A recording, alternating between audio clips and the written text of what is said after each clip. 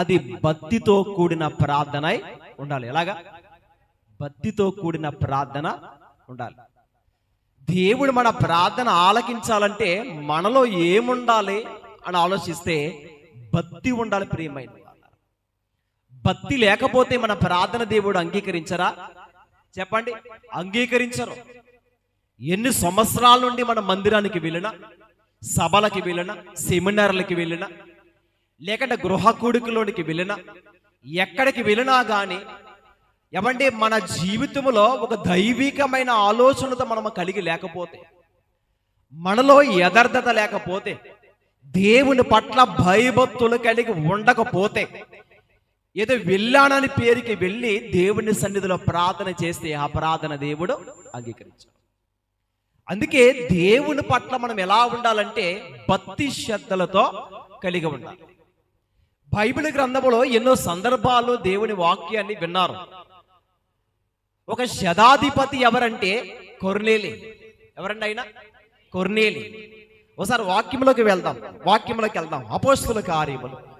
అపోస్తుల కార్యములు 10వ అధ్యాయం మొదటి నుంచి. ఇటలీ పటాలమనబడిన పటాలములో శతాధిపతి అయిన కొర్నేలి అను భక్తిపరుడొకడు కైసరులో ఉండెను. అతడు తన ఇంటి వారందరితో కూడా దేవుని యందు భయభక్తులు గలవాడై యుండి. చాలండి.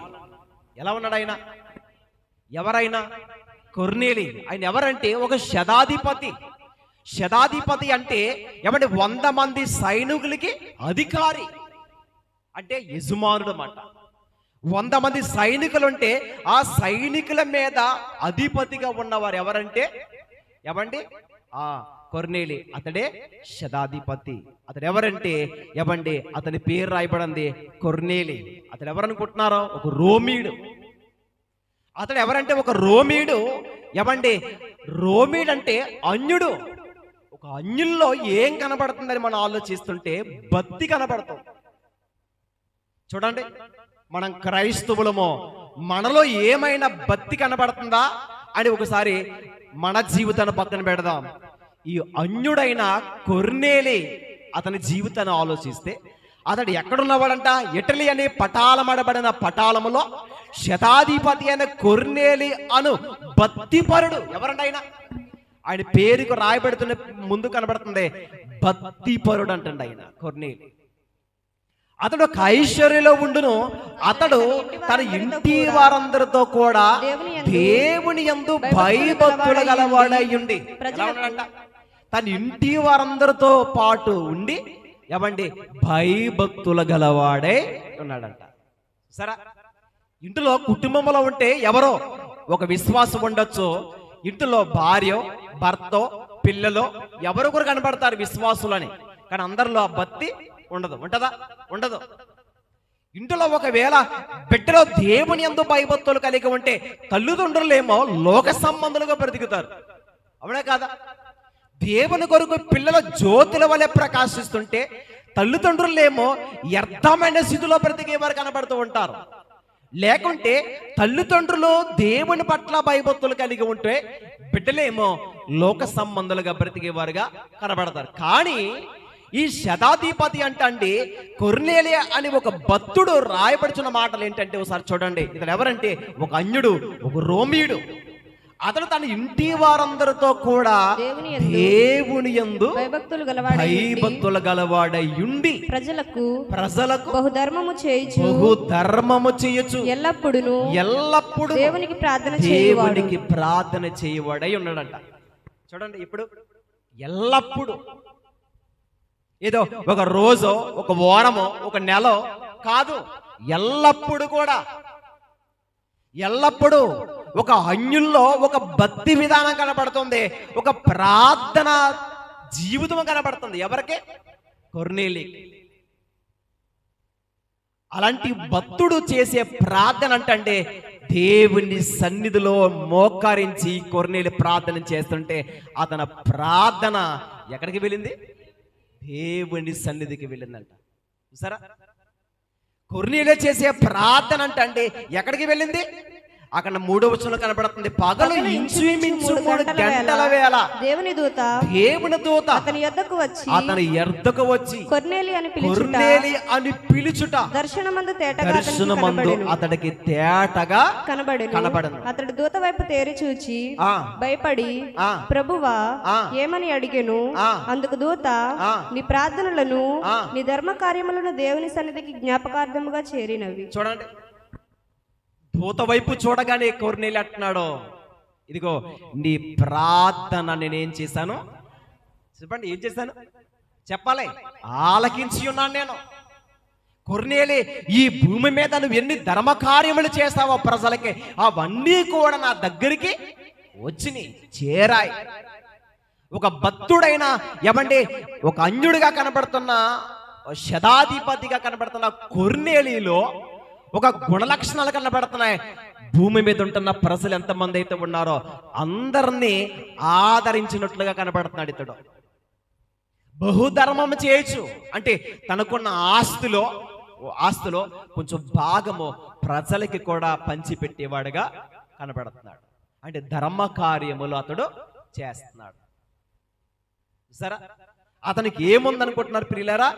దేవుని పట్ల భయభక్తులు గలవాడై ఉన్నాడు.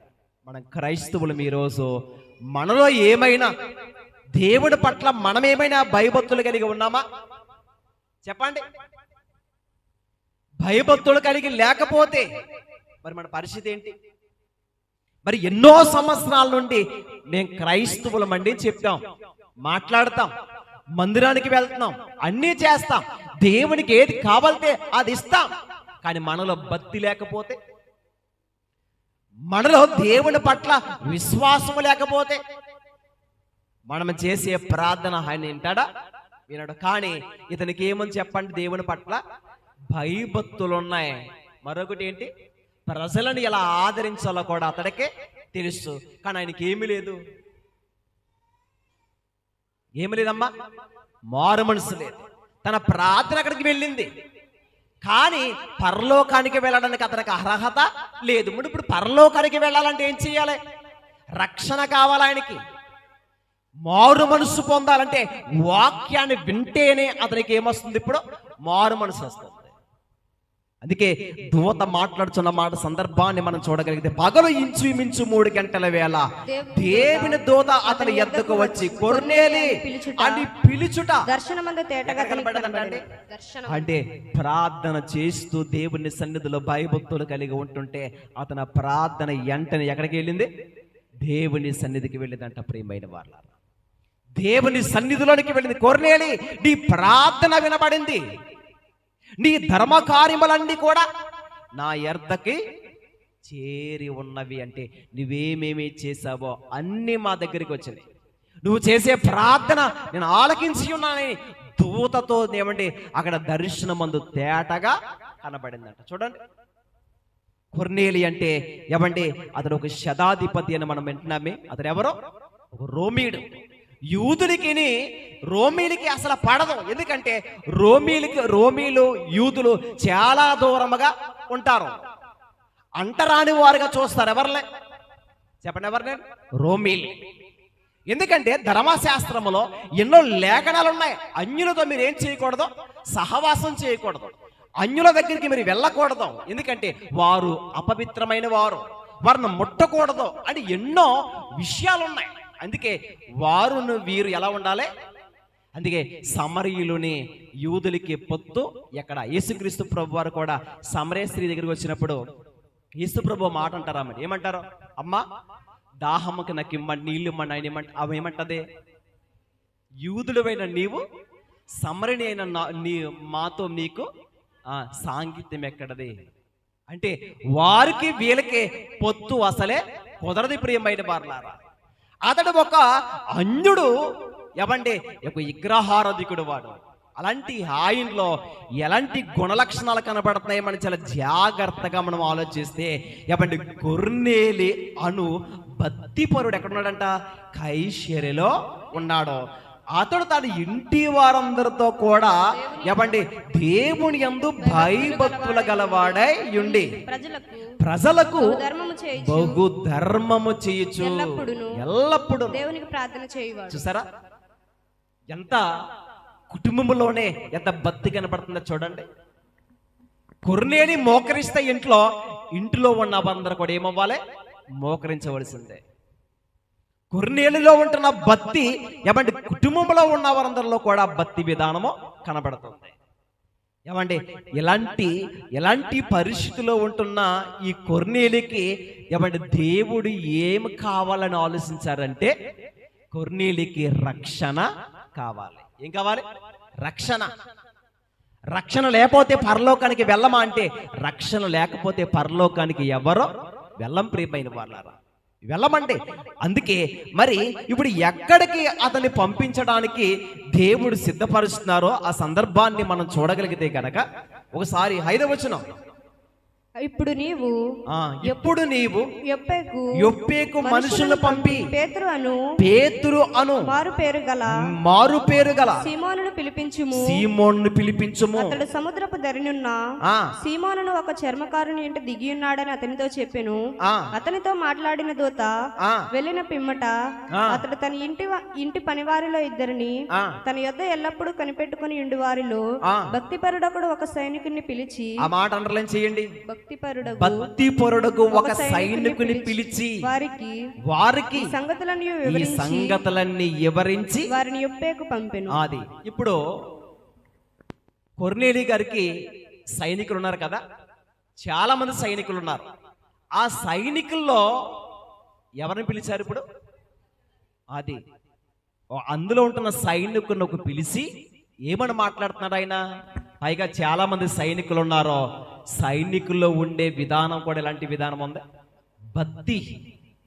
భక్తి పరుడైన ఏమండి ఒక సైనికుని పిలిచి కొర్నేలే భక్తిగా ఉన్నాడో తన వెనకాల ఉన్న సైనికులు కూడా ఎలా ఉండాలనుకోవాలి? ఇప్పుడు భక్తి పరులు చూసారా, వీళ్ళందరూ అన్యులు ప్రియమైన వాళ్ళారా.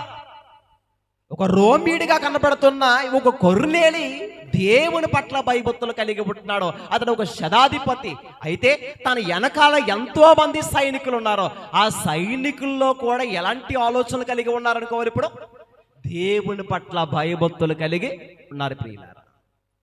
అలాంటి భక్తి పరుల్లో ఉంటున్న ఒక సైనికుని పిలిపించి ఏమంటే దేవుని దర్శనములో మాట్లాడుతున్న అన్ని విషయాలు మాట్లాడాడు. కొర్నేలి ఇదిగో చర్మకారుని సీమోని వింట పేతురు అనే మారు పేరు గల ఒక మనుషుడు అక్కడ ఉన్నాడు. నువ్వేం చేయాలంటే మీరు వెళ్ళి ఆయనకి నీ దర్శనం అంతా ఆయనకి తెలియపరిచి నీ ఇంటికి పిలిపించమని తెలియపరచడం జరిగింది. అయితే జాగ్రత్తగా మీరు ఈ వాక్యాన్ని మీరు పరిశీలించి ఆలోచించినట్లయితే ఆ మనుషులు ఇప్పుడు ఎక్కడికి వెళ్ళారు? యొప్పేకి వెళ్ళారు. అక్కడికి వెళుతున్నప్పుడు ఏమంటే పేతురు గారేమో ఒక మిద్ది మీద ఉండి దేవుని సన్నిధిలో కనిపెడుతున్నప్పుడు ఏమంటే పేతురు గారికి ఒక దర్శనము వచ్చింది. ఒక దర్శనం వచ్చింది. ఏంటి ఆ దర్శనం? పెద్ద దుప్పటి ఒకటి కనబడుతుంది. ఆ దుప్పటి లోపల ఎన్నో జీవరాశులు, పక్షులు, పురుగులు అన్నీ ఉన్నాయి. ఇవన్నీ కనబడుతున్నప్పుడు దేవుడు ఏం చెప్తున్నారు తెలుసా? మాట చూద్దాం.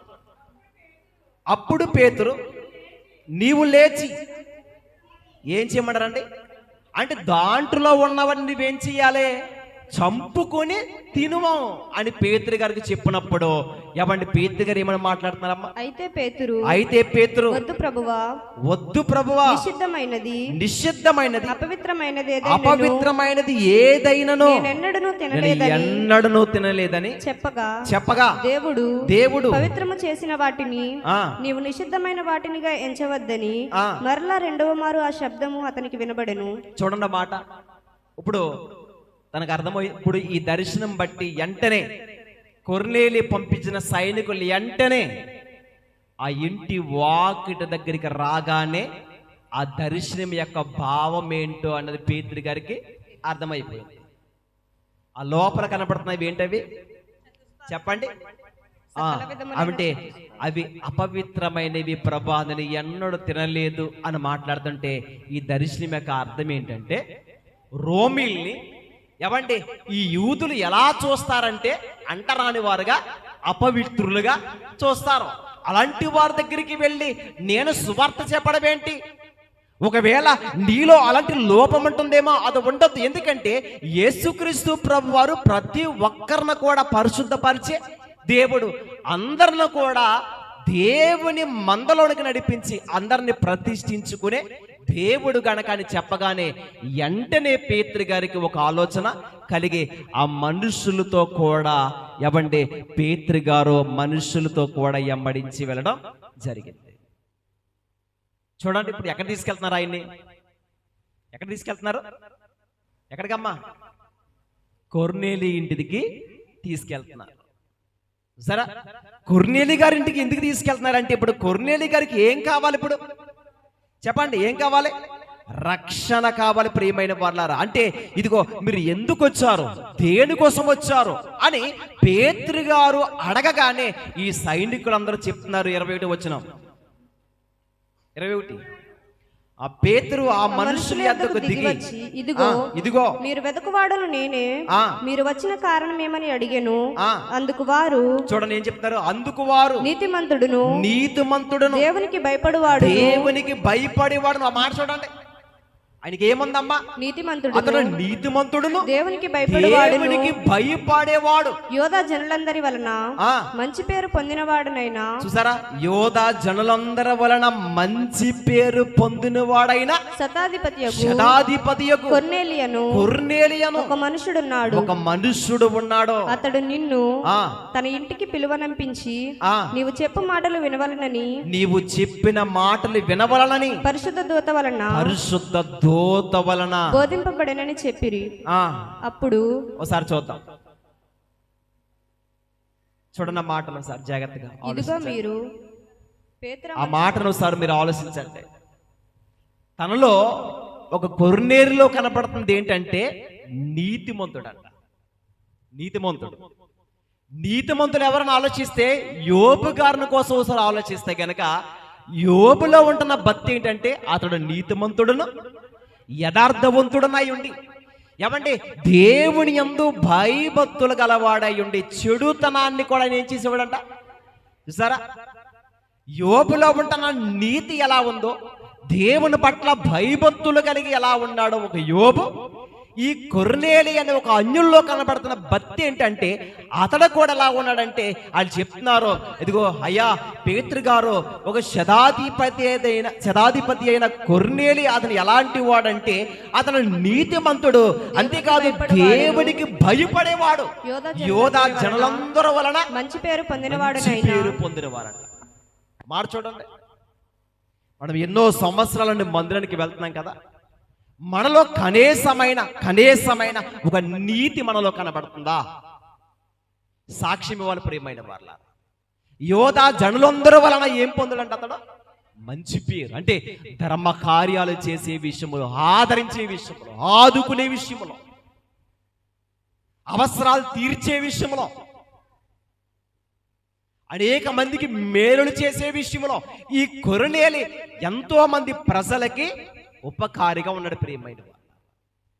సరే, బహు ధర్మము చేయొచ్చు ఉన్నాడంట దేవుని పట్ల. అంటే సమాజ మందిరములో అనేక సందర్భాల్లో దేవుని వాక్యాన్ని విన్నాడు అతడు కొర్నేలి. అలాంటి ఒక బద్దుపరుడు కోసము ఒక సైనికులు మాట్లాడుతుంది ఏంటంటే అతడు అయ్యా అతడు ఎలాంటి వారంటే నీతిమంతుడు, దేవునికి భయపడేవాడు, యోధా జనులందరూ వలన మంచి పేరు పొందినవాడునైనా శతాధిపతి కొర్నేలియను ఒక మనుషుడున్నాడు. అది ఒక మనుషుడు ఉన్నాడు అని చెప్పి అతడు నిన్ను తన ఇంటికి పిలువనంపించి నీవు చెప్పు మాటలు వినవలనని పరిశుద్ధ దూత వలన బోధింపబడనని చెప్పిరి. అది చూసారంటే ఏమండి, ఒకసారి ఆలోచించండి. మనిషికి కావాల్సింది ఏంటంటే దేవుని వాక్యం వింటేనే మనిషి మారతాడో, దేవుని వాక్యమి చేత బలపడాలి, రక్షణ జీవితాన్ని భూమి మీద కాపాడుకుని బాప్తిస్మం పొంది మరణము వరకు నమ్మకంగా ఉంటేనే పరలోకానికి వారు వెళతారు. అంటే ఇప్పుడు మనిషికి ఇప్పుడు ఏం కావాలి? మారు మనసు అన్నదే కావాలి. ఇప్పుడు మారు మనసు లేకుండా అనేక మంది ప్రజల దగ్గరికి వెళ్ళి, ఎంతో మంది పేదవారు ఉన్నారు కదా, చాలా మంది తినడానికి కూడా ఆహారం లేని వారు ఉన్నారు కదా, అలాంటి వారి దగ్గరికి వెళ్ళి మనం ఎన్ని ఇచ్చినా కానీ, ఎంతమందిని ఆదుకున్నా కానీ, అనేక సందర్భంలో అనేక మందిని మనము ఆదుకుని అన్ని విధాలుగా చేసినా కానీ మనకి రక్షణ లేకపోతే ఎక్కడికి వెళ్ళాం? పరలోకానికి ఏమి వెళ్ళాం. అందుకే చాలా మంది అన్యులు చేసేది, చాలా ఆ గుడిల్లోనికి వెళ్ళి ఎన్నో విందు కార్యక్రమంలో అనేక సందర్భాల్లో వారు కొన్ని లక్షల రూపాయలు ఖర్చు పెట్టి పేదవారికి అనేక మందికి కూడా వారు ఏం చేస్తారంటే, ఏమండి, ఈ కార్యక్రమాలు చేస్తూ ఉంటారు. ఎలాంటివి? భోజనాలు కార్యక్రమాలు చేస్తారు. భూదానమని, అన్నదానమని, ఈ అనేకమైన కార్యక్రమాల వాళ్ళు చేస్తారు. ఎందుకని? మా కుటుంబము ఆశ్రయింపబడుతుంది, మా పిల్లలు కూడా దీవింపబడతారో, మేము యోగ్యులుగా ఉంటామో అని దేవునికి సంతోషపరచాలి అని ఈ కార్యక్రమం అంతా వారు చేస్తారు. ఎన్ని చేసినా కానీ రక్షణ లేకపోతే, మారు మనసు లేకపోతే, ఎన్ని చేసినా ఎంత ఖర్చు పెట్టినా కానీ పరలోకానికి ఏమి వెళ్ళం. దేవునికి తెలుసు కాబట్టి, ఇదిగో ఒక అంధుడే ఒక శతాధిపతిగా కనబడుతున్న కొర్నేలిలో ఉంటున్న భక్తి అతనంటండి కైసరులో నిలబడి తన ఇంటి వారందరితో కూడా ఎల్లప్పుడూ ప్రార్థన, ఎల్లప్పుడూ. మనకైతే ఒకసారి ఆలోచించండి, మనమైతే మన అవసరాలను బట్టి ప్రార్థన చేసేవారు కొందరు, ఇబ్బందులు బట్టి ప్రార్థన చేసేవారు కొందరు, అవసరం తీరిపోయాక దేవుణ్ణి విడిచిపెట్టి మర్చిపోయేవారు కొందరు. దేవుణ్ణి ఎలా వాడుకుంటారంటే అవసరాలకు వాడుకునే, ఒక వస్తువులా వాడుకునే ప్రజలు కూడా ఉన్నారు ప్రియమైన వాళ్ళు. కానీ ఈ భక్తుడు అనే పేరు రాయబడుతుంది ఏమండి కొర్నేలిలో, తన ఇంటి వారందరితో కూడా ఎల్లప్పుడూ భయభక్తులు కలిగి ఉన్నాడో. ఏమండి, తన భక్తి నచ్చింది దేవునికి. ప్రజలందరినీ ఆదుకునే విషయంలో దేవునికి నచ్చింది ప్రియమైన వారులారా. ఏమండి, అలాంటి టైములోనే దేవుని దర్శనాన్ని పొందుకున్నాడంటే ఈ అన్యుడు ఎంత భయభక్తులు కలిగి బ్రతుకుతున్నాడో చూడండి. ఇలాంటి అనుభవాలు మనమేం పొందుకున్నామా? దేవుని దర్శనాలు చెప్పండి. దేవుని యొక్క దర్శనాలు అంటే ఆయన స్వప్నాలు మనం పొందుకోవాలంటే ప్రార్థనలో ఎంతగా దేవుని సన్నిధిలో పోరాడాలో, భక్తి ఎంతగా కాపాడుకోవాలో సరే ఆలోచించండి. అలాంటి భక్తిని, అలాంటి ధర్మకార్యాలని, ప్రజలందరినీ ఆదరించడం, బహుకార్యాలు చేసే విషయంలో ఆదరించినప్పుడు ఇదిగో ఈ కొర్నేలికి రక్షణ కావాలని ఏమండి దూత చేత ఈ వర్తమానము దర్శనమందు కలిగి, ఫలానా ఇదిగో గ్రామములో పేతురు అనే సీమోను నివాసం చేస్తున్నాడో అక్కడికి వెళ్ళి ఆ పేతురుని నీ ఇంటికి పిలిపించు అని దూత చేత ఈ వర్తమానము అందింది. ఆ దూత చేత ఎప్పుడైతే ఈ వర్తమానం అందిందో ఈ సైనికులు వెళ్ళారో, వెళ్ళి కొర్నేలిలో ఉంటున్న గుణలక్షణాలన్నీ చెప్పారు. అయ్యా, అతడు ఎలాంటి వాడు తెలుసా? వెంటనే ఈ ప్రజలు, ఈ సైనికులు వచ్చి అలా నిలబడగానే పేతురు గారికి కలిగిన దర్శనం ఏంటన్నదే వెంటనే పేతురు గారికి అర్థమైపోయింది. వెంటనే ఆ త్రోవన పట్టుకుని ఇప్పుడు ఎక్కడికి వెళ్తున్నారో బాగా వినాలి. ఎక్కడికి వెళ్తున్నారమ్మా? కొర్నేలి ఇంటికి వెళ్తున్నారో. కొర్నేలి గారి ఇంటికి వెళ్తున్నప్పుడు జరుగుతున్న సందర్భాన్ని మీరు చాలా జాగ్రత్తగా ఆలోచించండి. కొర్నేలి కుటుంబమే రక్షింపబడడం కాదు, కానీ కొర్నేలిలో ఉంటున్న అనేక మంది స్నేహితులు ఉన్నారు, బంధువులు ఉన్నారు, ఎంతో మంది ప్రజలు ఉన్నారు. ప్రజలందరిని కూడా ఎక్కడికి నడిపిస్తున్నారు తెలుసా? ఈ కొర్నేలి తన ఇంటిలోనికి నడిపించుకుంటాడు. ఎందుకని? జీవితాలను కట్టేవాడు, జీవితాన్ని మార్చేవాడు, వాక్యం చేత బలపరిచేవాడు. ఇదిగో దేవుడే నాకు దర్శనం చేత మాట్లాడారు కాబట్టి నేనే కాదు, నా కుటుంబమే కాదు, అనేక మంది కూడా క్రీస్తులోనికి రావాలని దర్శనమ చేత అనేక మంది ప్రజలను కూడా తీసుకొచ్చినట్లుగా వాక్యం కనపడుతుంది. సార్ చూద్దాం. ఓసారి చూద్దాం. 23. మరునాడు అతడు లేచి ఆ. వారితో కూడా బయలుదేరును. ఆ. యొప్పేవారైన కొందరు ఆ. సహోదరులను ఆ. వారితో కూడా వెళ్ళిరి. చూడండి, చదువుదాం. మరునాడు వారు కైసరులో ప్రవేశించి అప్పుడు కొర్నేలి తన బంధువులను, ఆ మాట చూడండి, అంటే కొర్నేలికి ఎవరెవరు ఉన్నారో తన బంధువులను ముఖ్య స్నేహితులను పిలిపించి వారి కొరకు కనిపెట్టుకుని వారు కొరకు కనిపెట్టుకుని ఉండెను. ఎవరెవరంటమ్మా చూడండి, కొర్నేలి బంధువులు ఎవరైతే ఉన్నారో బంధువులందరూ కూడా కొర్నేలి ఇంటికి తీసుకొచ్చాడు. కొర్నేలి గారికి ముఖ్య స్నేహితులు ఎవరైతే ఉన్నారో ఆ స్నేహితులందరూ కూడా పిలిపించాడు. ఎందుకని? రాబోతుంది ఎవరో? పేతురు గారు. దేవుని దర్శనమ చేతలను పొందుకున్నాను కాబట్టి ఇదిగో అందరూ రండి అని ఇలాంటి ప్రార్థనా కూడిక అక్కడ ఏర్పాటు చేశారు అని మనం ఆలోచించాలి. ఎందుకంటే నీకే కాదు వాక్యం చెప్పి రక్షణ నడిపించేది, అనేక మంది కూడా వాక్యం చేత బలపడాలని కొర్నేలి గారుకుంటున్న బంధువులందరినీ పిలిచాడు, ముఖ్య స్నేహితులందరినీ పిలిచాడు. ఏమండి, ఎదురు చూస్తున్నారు ఎవరి కోసం? ఇప్పుడు సువార్త సభలు ఏర్పాటు చేస్తారు కదా, సువార్త సభలు ఏర్పాటు చేసినప్పుడు పాటలు తర్వాత అన్నీ అయిపోతాయి. అన్నీ అయిపోయిన తర్వాత ఎవరి కోసం ఎదురు చూస్తాం? సేవకుని కోసం. ఎందుకని? ఎన్ని పాటలు ఎన్ని చేసినా గానీ ప్రాముఖ్యమైనది కూడా కావాలి. ఏంటది? వాక్యం వినాలి. అందుకే ఒకవేళ సేవకులు లేట్ అయినా ఆలస్యమైనా కానీ ఆయన రాక కొరకు ఏం చేస్తారో? ఎదురు చూస్తారో. ఎంతమంది ఉన్నా కానీ, ఎందుకంటే వాక్యం వినబడాలి. వాక్యం వినబడితే అనేక మంది బిడ్డలో అది అలాంటి సందర్భంలో కూడుకుని ఆయన రాక కొరకు ఏం చేస్తున్నారంట? కనిపెట్టుకుంటున్నారంట. ఆయన మాటలు విందామని వెంటనే పేతురు గారు కొర్నేలి ఇంటికి అలా అడుగు పెట్టగానే ఏమండి, ఇదిగో పేతురుని అలా లోపలికి రాగానే ఒక శతాధిపతి అయిన ఏమండి అతడు పేతురు గారు రాగానే సాష్టాంగ నమస్కారం పాటన చూడండి. పేతురు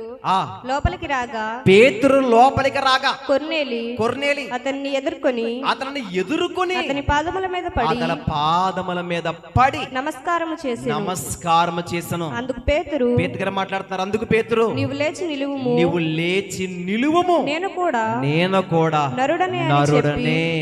చూడండి, నేను కూడా నరుణ్ణే అని చెప్పి అతన్ని లేవనెత్తి. చూడండి ఒకసారి మీకు ఏమర్థమవుతుంది? బాగా మీరు ఈ మాటని జాగ్రత్తగా మీరు ఆలోచించాలి. పేతురు గారు రాగానే అతను ఎదుర్కొని వెళ్ళి పేతురు గారు పాదముల మీద పడగానే ఎవరినైనా ఒక శతాధిపతి, ఒక అధికారే, ఒక రోమీడే, ఏమండి ఇలాంటి అధికారంలో ఉంటున్న ఆయన వెంటనే పేతురు గారు రాగానే పేతురు గారు పాదముల మీద పడగానే ఏమండి పేతురు గారు ఏమని మాట్లాడుతున్నారు చూడండి అక్కడ. ఏమండి ఆ కొర్నేలి గారిని పట్టుకుని, ఇదిగో ఎందుకు నువ్వు నాకు నమస్కారం చేస్తున్నావు? నేను కూడా నరుణ్ణే అని లేవనెత్తాడంట. చూడండి, బాధాకరం విషయం ఏంటంటే చాలా మంది సేవకులు ఏమండి మోకాళ్ళ మీద కూడా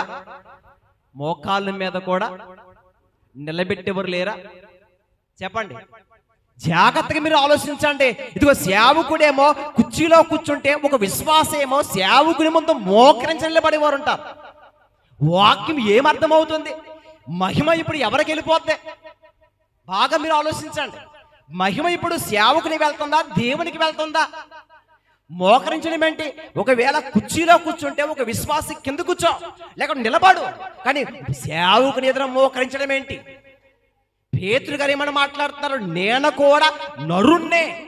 మరి రోజు ఎంతో మంది చూడండి, అందుకే దేవుని మహిమ దొంగలించేది ఎవరంటే సేవకులు. చాలా మంది ఉన్నారు ఇలాగా. అందుకే సేవకునికి కాదు సాష్టాంగ పడడము. ఒకవేళ అన్యుడైనా కొర్నేలికి తెలియదు ఏమని, ఇదిగో ఆయన దగ్గర నేను మోకరించకూడదేమో, అలా వంగకూడదేమో అని ఆయనకు తెలీదు. ఎందుకు తెలుసా? దేవుని దర్శనము కనబడింది. మాట్లాడి ఫలానా వ్యక్తిని పిలిపించు అని చెప్పగానే దేవుని దర్శనమందు నాకు తేటగా కనబడి అలాంటి ఆయన్ని పిలిపించమని దూత చేతనకి వర్తమానం వచ్చిందంటే ఆయన ఎంత గొప్పవాడో అని, నాకంటే గొప్పవాడని ఆయన రాగానే కదా సాష్టాంగ పడగానే ఆయన ఏమన్నారు, నేను నీకులాంటి మనుషుణ్ణి, నేను నరుణ్ణి లేవనెత్తాడు ప్రియమైన వారలారా. చూసారా? అందుకే ఏ విషయంలోనైనా సరే సేవకులు నేర్చుకోవలసింది ఏంటంటే చెప్తున్నాను, ఏమండి అవసరమైతే కుర్చీలో కూర్చుంటే కింద కూర్చోమని చెప్పాలి తప్ప, నించోమనాలి తప్ప వాళ్ళు వ్యతిరేకంగా మోకాళ్ళు వేయడం వీర్లేదు. అది దేవుని దృష్టిలో ఏమో తెలుసా, నేరమైపోతుంది. ఇక్కడ లేవనెత్తులను రాయబడి చూడండి. అయితే కింద అందుకు పేతురు, నీవు లేచి నిలువుము, నేను కూడా నరుడనని చెప్పి అతని లేవనెత్తి అతనితో మాట్లాడుచు లోపలికి వచ్చి అనేకులు కూడి ఉండుట చూచెను. అది అనేకులు కూడి ఉండుట చూచెను. మరలా పేతురు మాట్లాడుతున్నారు.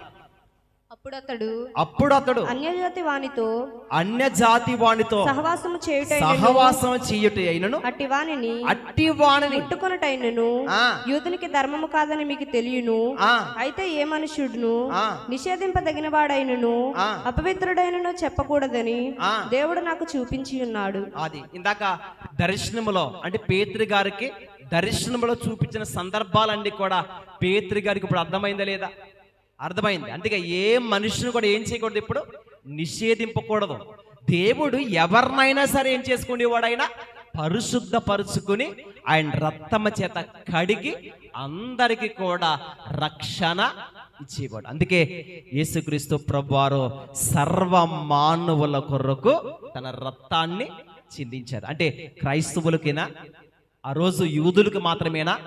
లేదు, ఈ ప్రపంచంలో ఎక్కడైతే మనుషులుగా ఉన్నారో అందరి కొరకు కూడా పరిశుద్ధమైన దేవుడు రక్తాన్ని చిందించి మన కొరకు బలిగా అర్పింపబడి అందరికీ కూడా ఏమంటే విమోచన అనే క్రయాన్ని ఇచ్చాడు అందరినీ.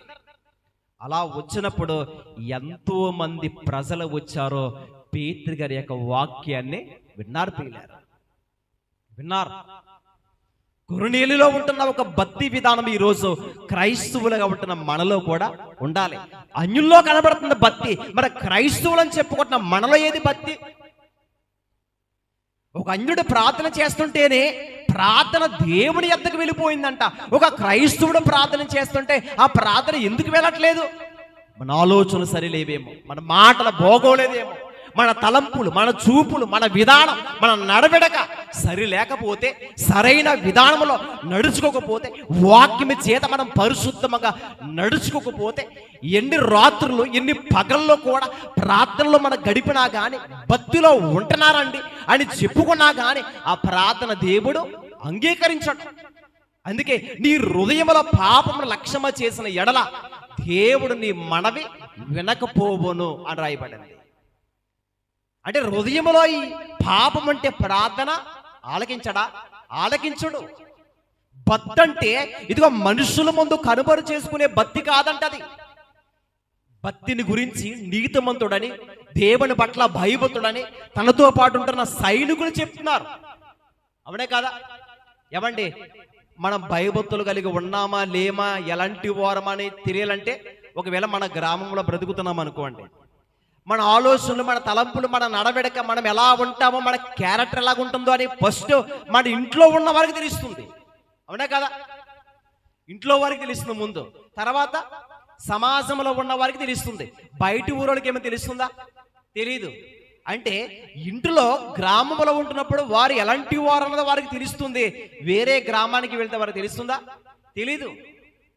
కానీ ఒక సైనికులుగా ఉంటున్న కొర్నేలి వెనకాల ఉంటున్న సైనికులు ఎవరైతే ఉన్నారో ఆ సైనికులే తెలియపరుస్తున్నారు పేతురు గారి ముందు నిలబడి. అయ్యా, ఆయన ఎవరనుకుంటున్నా? ఆయన ఎవరండి? అతడు నీతిమంతుడు, దేవుని యందు భయభక్తులు గలవాడు, యోధా జనులందరి వలన. చూసారా? అంటే జనులందరి వలన ఏం పొందారైనా? అందుకే సుగంధ దైలముల కంటే మంచి పేరు మేలంట.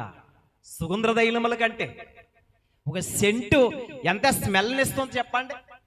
చక్కటి సువాసన ఇస్తుందా యువదా? ఇస్తుంది. దాన్ని ఎవరైనా ఇష్టపడతామా? ఇష్టపడతాం. కానీ దాంట్లో చచ్చని వేగ ఏదైనా పడితే మరలేమవుతుంది? దుర్వాసన వస్తుందంట. చూడడానికి చెంటే మంచి స్మెల్ అనిస్తుంది. ఒకవేళ దాంట్లో ఏదైనా చచ్చినది వేగ ఏదైనా దాంట్లో పడితే ఆ చెంటు అంతా ఏమైపోతుంది? చెడిపోతుంది. అందుకే మన జీవితంలో కూడా మనలో కూడా ఏదైనా చిన్నది చేదైన ఏరు ఒకటి మనలో ఉంటే దేహమంతా చెడిపోతుంది. దేహమంతా. కానీ కొర్నేలిని గురించి మాట్లాడుతున్నాడు ఆయన. యోధా జనులందరి వలన మంచి పేరు పొంది ఉన్నాడంట. ఆయన మంచి పేరు పొంది అయిన శతాధిపతి అయిన కొర్నేలిని ఒక మనుషుడు ఉన్నాడో, అతడు నిన్ను తన ఇంటికి పిలిచి ఇదిగో నువ్వు చెప్పే మాటలు వినవలనని పరిశుద్ధ దూత వలన బోధింపదగినవాడంట. పరిశుద్ధ దూత వలన వచ్చి ఉండగానే కొర్నేలిలో ఉంటున్న గుణ లక్షణాలు సరి చూడండి కదా. అందుకే ఈరోజు మనము క్రైస్తవులను చెప్పుకున్నంత మాత్రాన కాది ప్రియమైన వారు. క్రైస్తవుడు అంటే క్రీస్తును ధరించుకుని దేవుని పట్ల భయభక్తులు కలిగి నడుచుకునేవాడిగా ఉండాలి. ఇప్పుడు కొర్నేలి కుటుంబం ఏమవుతుంది తెలుసా? రక్షింపబడుతుంది ప్రియమైన వారులారా. కొర్నేలి కుటుంబం ఇదిగో ఎంతో మంది బిడ్డలు వాక్యం విన్నారో, బాప్తిసం పొందారో. బాప్తిసం పొందిన తర్వాత పేతురు గారు వెళ్ళిపోతుంటే పేతురు గారిని ఏమన్నారు తెలుసా? పేతురు గారు, మీరు వెళ్ళకండి, అనేక దినాలు మా దగ్గర ఉండండి. అనేక దినాలు మాట చూడండి. అందుకు పేతురు ఎక్కడున్నారు? 47 వచ్చిన. అందుకు పేతురు మనవలే పరిశుద్ధాత్మ పొందిన మీరు బాప్తిస్మం పొందకుండా ఎవడైనను నీళ్లకు ఆటంకము చేయగలడా అని చెప్పి యేసుక్రీస్తు నామమందు వారు బాప్తిస్మం పొందవలెనని ఆజ్ఞాపించెను. తర్వాత కొన్ని దినములు తమ యొద్ద ఉండుమని వారు అతన్ని వేడుకొనిరి. చూసారంటే బాప్తిసం పొందిన తర్వాత వెంటనే అతను పంపించేస్తున్నారా? కొన్ని దినాలు ఎందుకు ఉండమన్నారు చెప్పండి. అర్థమైన చెప్పండి. ఏమ్మా అది దేవుని వాక్యాన్ని ఇంకా వినాలి, ఇంకా నా ఆత్మీయ జీవితాన్ని కట్టుకోవాలి. నేను దేని చేత? వాక్యం చేత.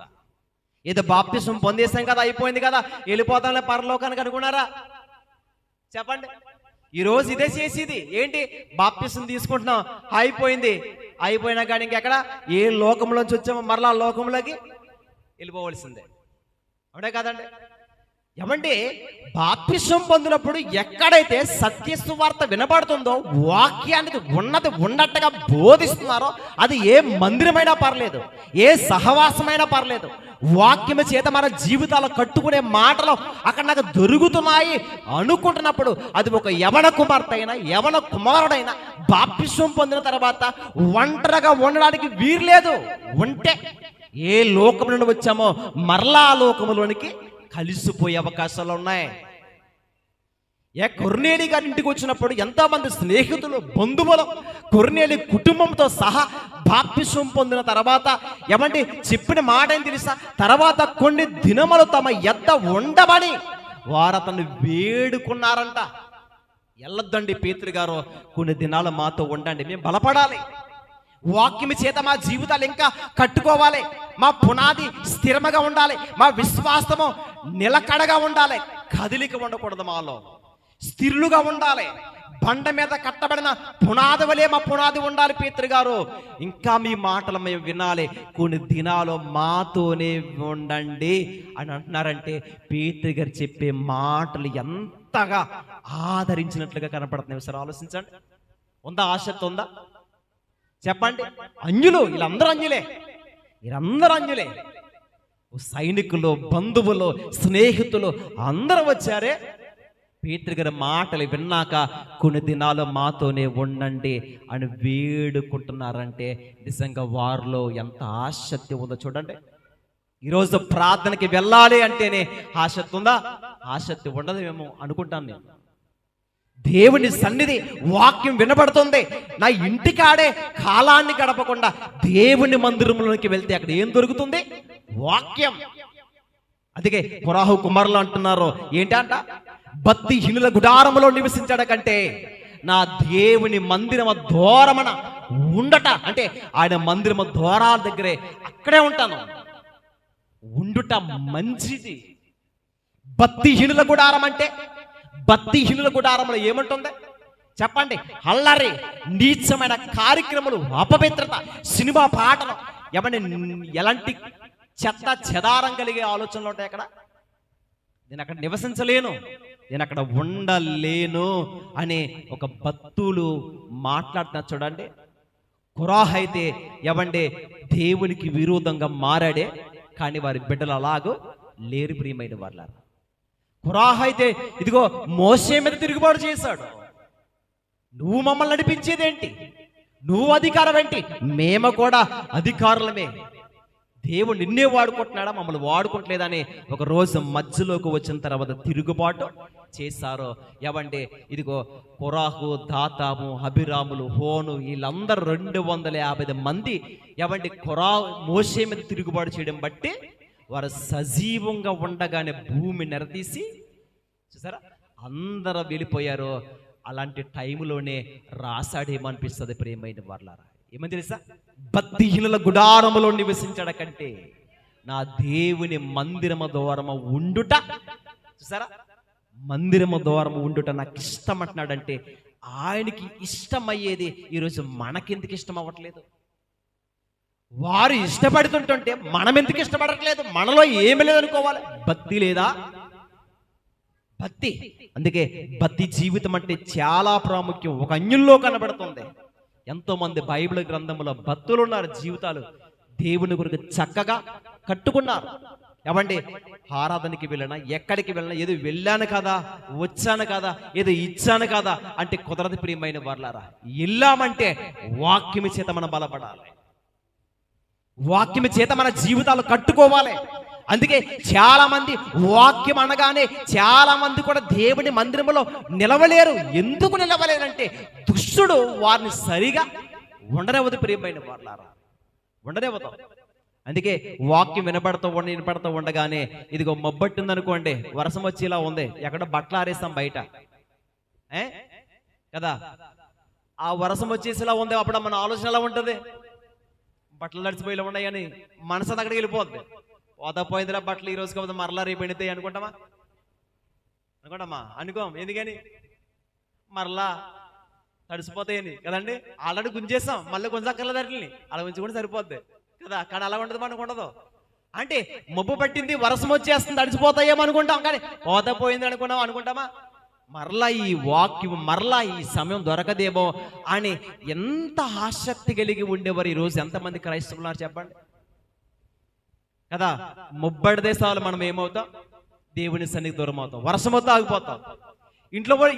ఇంటికి ఎవరైనా బంధువులు వచ్చారనుకోండి, అయ్యో నా బంధువులు అంటే బంధువుల కోసం చేర్చి మానేతాం.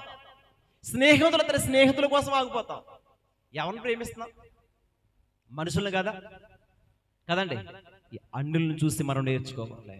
ఒక శతాధిపతి, ఒక అధికారి, 100 మందికి ఒక అధికారిగా ఉంటున్న గొప్ప వ్యక్తి, ఒక రోమీల్లో కనబడుతున్న భక్తి ఈరోజు క్రైస్తవుడిగా ఉంటున్న మనలో ఎందుకు కనబడట్లేదు? మనలో కనబడాలి ప్రియమైన వాళ్ళ భక్తి.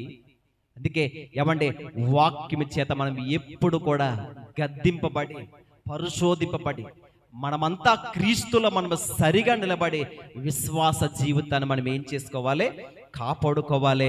వాక్యం వింటున్న వేళలోనే ఎంత ఆసక్తి కనబడుతుందంటే ఎంత సంతోషకరమైన విషయం కదండి. ఇదిగో కొన్ని దినాలు ఇదిగో మాతోనే ఉండు అని ఆయన్ని బతిమాలుకుంటున్నారంటే, వేడుకుంటున్నారంటే ఎంతలా వాక్యం మీద వరకు మనసు ఉందో సార్ ఆలోచించండి. ముగించి